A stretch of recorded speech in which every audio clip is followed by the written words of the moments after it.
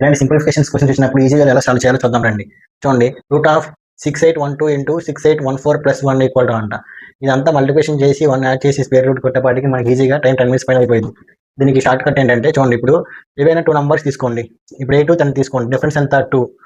అలాగే 2 difference numbers ఏమైనా తీసుకోండి, 8 10 కదా. ఇప్పుడు చూడండి 12 14 తీసుకోండి, డిఫరెన్స్ ఎంత 2. ఇలా వచ్చినప్పుడు ఏంటంటే ఈ రెండింటి మధ్యలో నెంబర్ ఏముంది 9. ఈ నెంబర్ని స్క్వేర్ చేసి -1 చేయండి, అదే ఆన్సర్ అనమాట. 9 స్క్వేర్ ఎంత 81, 81 - 1 ఎంత 80, 8 10 ఎంత 80. ఓకేనా. చూడండి 12 14 ఇంటూ చేస్తే మనకి ఆన్సర్ ఎలా చెప్పి చూడండి, 12 14 డిఫరెన్స్ ఎంత 2. ఫస్ట్ ఏం చేయాలి మనం, మధ్య నెంబర్ ఎంత, 12 14 మధ్య నెంబర్ ఎంత 13. 13 నెంబర్ని స్క్వేర్ చేయండి, -1 చేయండి. 13 స్క్వేర్స్ ఎంత 169, -1 అంటే 168. 12 14 168 అనమాట. సేమ్ యాజ్ ఇక్కడ చూడండి డిఫరెన్స్ 6812కి 6814కి డిఫరెన్స్ ఎంత ఉంది, 2 ఉంది కదా. సో ఇప్పుడు ఏం చేయాలి, మనం మధ్యలో నెంబర్ తీసుకోవాలి, 6813. దీన్ని స్క్వేర్ చేయాలి, -1. పక్కనే ఉంది మళ్ళీ +1 ఉంది, +1కి +1 యాడ్ చేయండి, మొత్తానికి రూట్ పెట్టండి.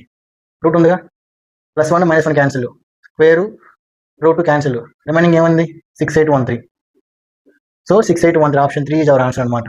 వీడియో నచ్చితే లైక్ చేయండి, మీ ఫ్రెండ్స్కి షేర్ చేయండి. Thank you.